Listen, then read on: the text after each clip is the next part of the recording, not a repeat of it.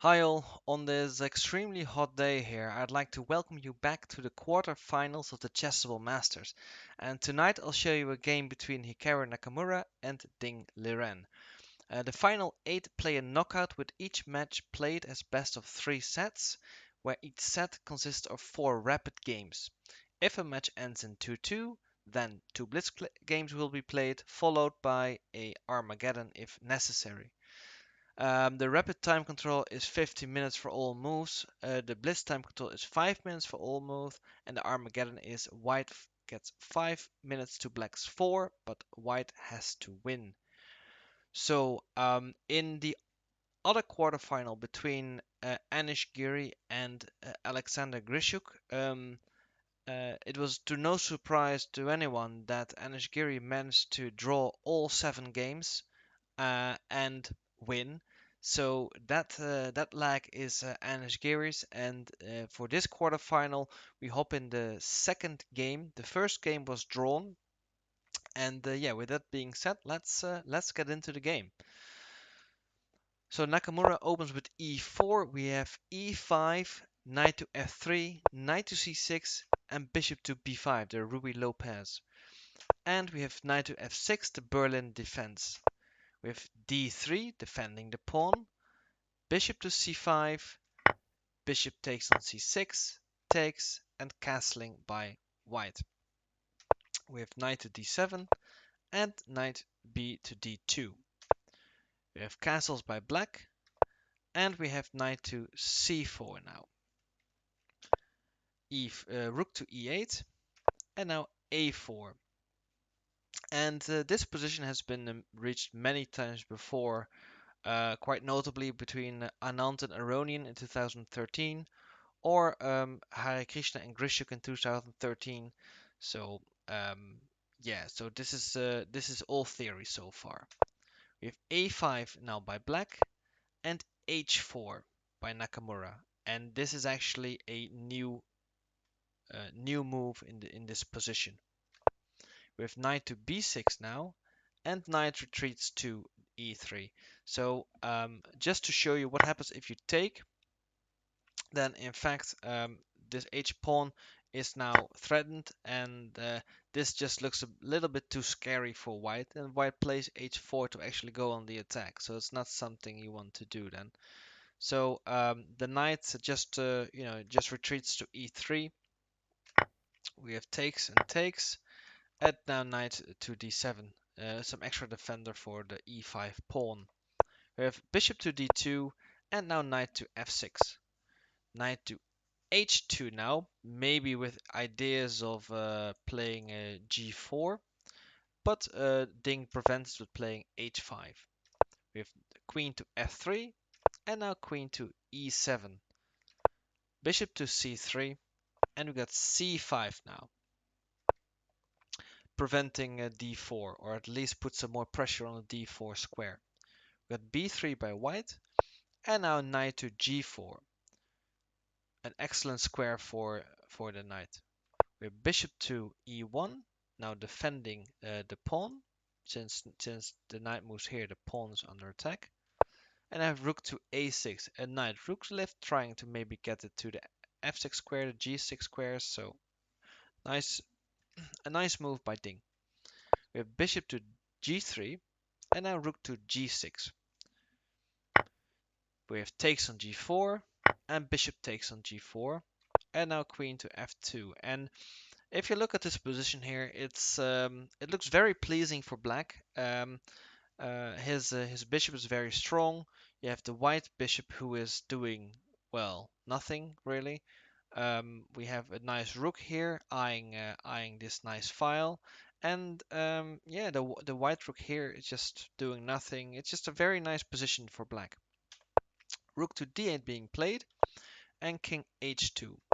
We have b6 now, and we have queen to d2. f6. Maybe, maybe he wants to move the queen. Maybe he wants to get some action on the queen side. And with this pawn structure and it's very secure here for black. So queen to c3 now, and rook to d6, rook to f2, and now king to h7. We have rook a to f1, and now the bishop retreats to e6, maybe preparing c6, b5, c4. So black seems to be preparing for an attack on the queen side now. We have rook to f3, and now rook to g4, saying, okay, if we start pushing all these pawns and we have to take, say, we create a weakness on e4, and the rook is there to take it. Queen to e1 now, and queen to e8, saying same idea, trying to start pushing those pawns. Maybe c6 is not necessary. Immediately play b5. We have king to h1 now, and queen to g6. Queen to f2 now, and queen back to e8. Queen rook to a1, and now king to g8. Bishop h2, and rook to g6. So basically there is some mighty shuffling going on here, trying to maneuver the positions. Black is in a position where it is totally fine to do that. It cannot lose. White's pieces are doing just nothing, and black is just carefully maneuvering the pieces, so getting ready for an attack. We have queen to f1 now, and queen to d7. Rook to b1 now, and we have rook back to g4.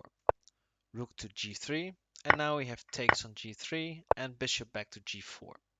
So also in this position, um, one of white's best pieces, which was the rook uh, uh, here on g3 and or on f3 before that, now gets traded off. So we get in a position where we have a nice battery on the d file of black. We have a very strong bishop by black, so black is still totally in control. We have rook to a1 and queen to e6 now. We have queen to f2, and now there's a moment in the game where you might want to start attacking on the king side now with black, maybe g5, and if white takes, we get two pawns here. We can maybe thinking about h4 and pushing those pawns, and yeah, it can start to look very dangerous for white. The problem is only that if you start pushing these pawns, a rook to f1 and the queen here is easily a threat. Yeah, so it was for this reason that Liren decides to, take a stroll with the king. So king to f7, rook to f1, king to e8, queen to e1, king to d7, queen to c3, king to c8, king to g1, and king to b7. So from g8 to f7 to e8 to d7, c8 and b7. Um, I totally agree with such patterns. So we have rook to f2 now. Look, white can't do anything. Yeah, he's just shuffling his pieces around. But in fact, there's no attacking opportunity for white. He cannot even make a plan. So black has now decided, okay, I put my king safely on b8. So perhaps it is now time that I can make some pressure on the king side. So we have queen to e8 now, rook back to f1, queen to g6 now, but now getting maybe some more concrete ideas here. So king to h2 and bishop to e6. Maybe now starting to threaten f5 maybe, but it's still not possible because of this. But there is some high level shuffling going on here. Queen to e1 now, and we have queen to g4. There was actually an opportunity here for black to actually take the b3 pawn just to, open things up. And if white takes, you take the pawn on d3. And at this moment, two pawns are under attack and you cannot defend it. So after something like queen to b1, you can just take on e4, and yeah, it's just all falling apart now we have here rook to f3 maybe, and now you can just take on e3, and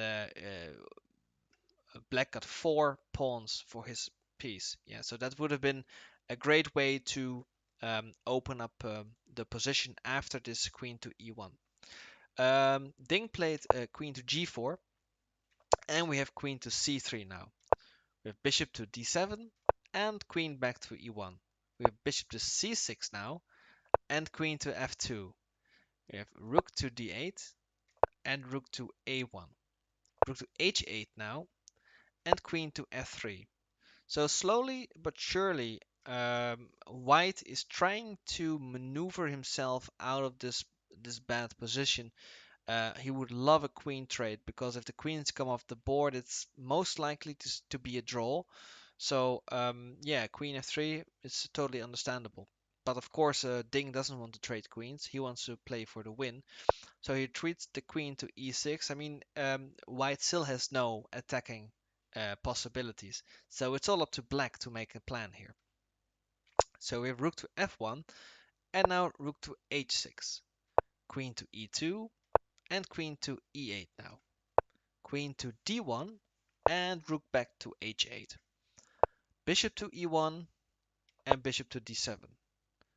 King to h1, queen to g6, king to h2, rook to d8, bishop to g3, queen to g4. And this was actually a really surprising move by Ding. I mean, yeah, there's not much happening on the board. It's all shuffle, shuffle. But to trade off the queens is a is a huge risk because where is the play coming from then? You only have 2 pieces left and a bunch of pawns. But he did it anyway. We have takes and takes on g4, and now king back to g1. We have c6 now, and now finally, after the king side is secure, maybe now we can get some ideas, and let's see c6, b5, and then we can, if we have a takes here, we can maybe create a majority here on the king side and start pushing pawns. Um, so we have c6, rook a1, rook to a8. Bishop to e1. Nakamura is definitely wary of this threat.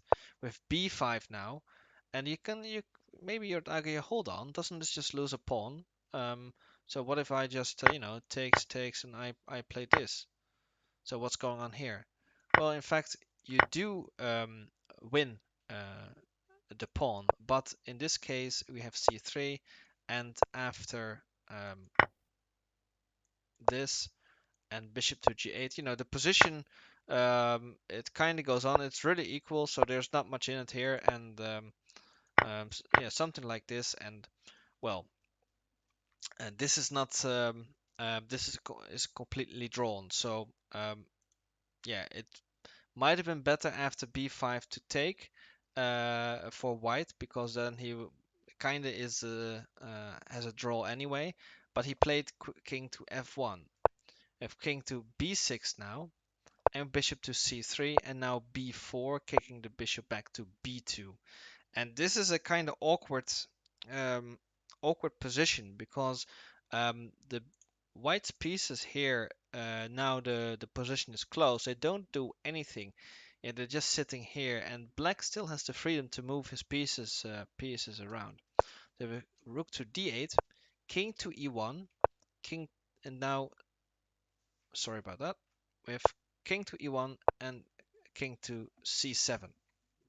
Yeah, there was an option of playing c4 here with the idea if you take, you play c5, and after this you can actually target some of these pawns, and the line goes like this. I mean, there's not much in it, but it is a suggestion which you could do.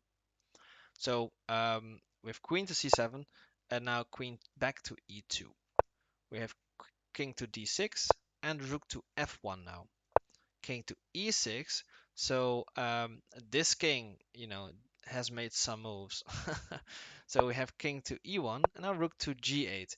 So black has this position now closed. The king is nice and central. this bishop is far superior to this bishop, so this just screams for an attack on the king side. So we have king to f2, and now g5. Um, we have takes and takes, and now king to g3. We have rook to d8 now, and we have rook to f2. And now we have c4. The idea which we mentioned earlier, black is just trying to open this position. Nakamura takes, and now we have c5, just closing it again. Rook to d2, and now rook to c8. We have bishop to a1, and if you look at this position, um, uh, white's best move would probably be something like rook to f2, just claiming this open file. And because in fact, this I don't really like this rook to c8 move. He should have played just rook to f8, just getting this open file. But he didn't. He played rook to c8, and Nakamura played bishop to a1 instead of rook to f2, and this is gonna cost him dearly, as we're about to find out. He puts his bishop on a square. Uh, uh, well, he managed to find the worst square on the board for it, really. If you he's afraid of that some infiltration with the rook and the pawn, but honestly, um, this bishop only looks at this pawn, which is defended by the king, and it is just free reign now for black's bishop. So Ding claims the open file, and now we have c3. Um, Nakamura not really realizing the danger he is in. He's probably thinking about, okay, I'm gonna play d4 now, and I'm gonna bust open this position, and have a good life with my rook here, or maybe we take here first and play d4. So he is thinking about busting open the position on the queen side, but he neglects the danger which is about to follow. So um, it is black to move here with a crushing attack. Can you spot it? I'll give you a few seconds to find out.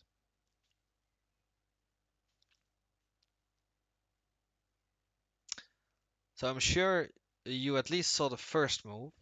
Yeah. So Ding played rook to f1. Yes, it's now attacking this bishop, and now this rook is just in total control on the f file on the first rank.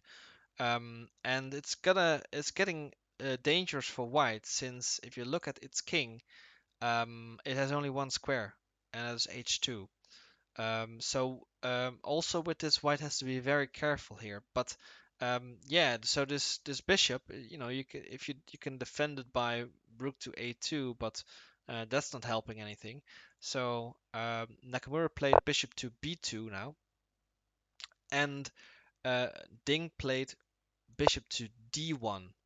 And this is just another crushing move you had to find.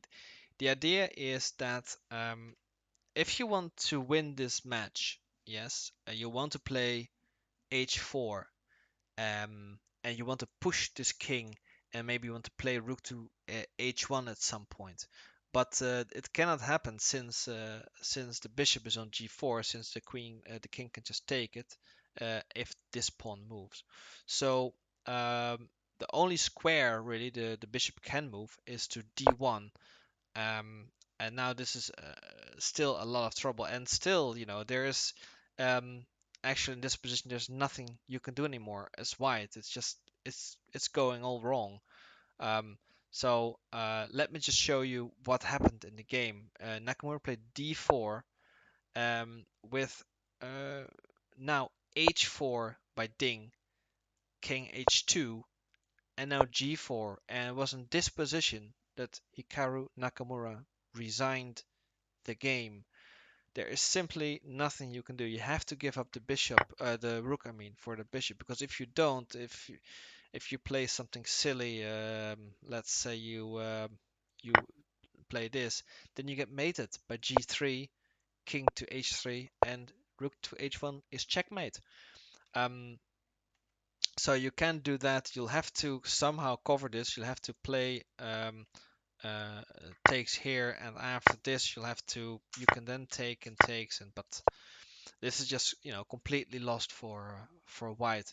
So yeah, that is the game. It was quite a long one with a lot of shuffling, but it was Ding actually who was always in a better position and just waiting for a chance. And it wasn't until what is it, this move, the bishop to a1, that things started to go wrong. Um, he should have played rook to f2, and then maybe it would have been a draw. But he didn't. He played bishop to a1, and still he didn't recognize the threats which were just looming in the distance. Even here, there's not much you can do here, but you should have played maybe king to h3, rook to h1 back here, h3, f2, and then maybe you have a chance. But these pawns, they're just gonna come crushing through, and this bishop, you know, it cannot do anything. So that was the game. Um, the first leg, this was also the decider in the first leg. So the other three games ended in draws. Ding takes the first set and is now 1-0 up against Nakamura. Tomorrow we'll be back with the Carlsen Caruana match. And yeah, and of course the Nepomniachtchi against Artemiev match. So yeah, let's see if any spectacle awaits us there. So thank you for watching. Thank you for going all through this. I hope you enjoyed it. I thought it was really remarkable. The patience Ding had, and the king just moving all around the board, and in the end found his winning idea. So thank you for watching. If you liked it, please like it, thumbs up, comment, subscribe. It will help me grow my channel. And I hope to see you again in the next one. Thank you.